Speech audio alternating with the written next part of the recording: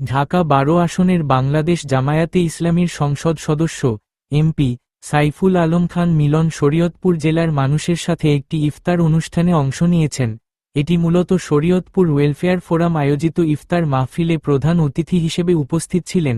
এই অনুষ্ঠান ঢাকায় অনুষ্ঠিত হয়েছে, যেখানে শরীয়তপুরের অধিবাসী মানুষদের সম্মানে আয়োজন করা হয়। তিনি শরীয়তপুরের সন্তান হিসেবে এতে অংশ নেন এবং বক্তব্য রাখেন। সাইফুল আলম খান মিলন ২০২৬ সালের নির্বাচনে ঢাকা ১২ আসন থেকে জামায়াতে ইসলামীর প্রার্থী হয়ে জয়ী হন। অনুষ্ঠানে তিনি শরীয়তপুরের উন্নয়ন বঞ্চনার বিষয়ে কথা বলেছেন, যেমন অতীত সরকারগুলোর আমলে জেলাটি উন্নয়ন থেকে বঞ্চিত ছিল বলে মন্তব্য করেন। এখানে আমাদের অনেক পরিচিত জন, সামনেও বহু পরিচিত জন আছেন।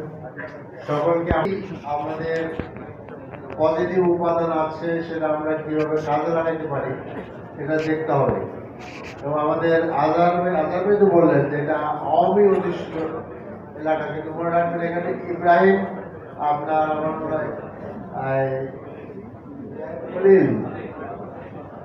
বালা, সেই বালার চলে। আমি ছাত্র জীবনে সেখানে গিয়েছিলাম। এই ছাত্র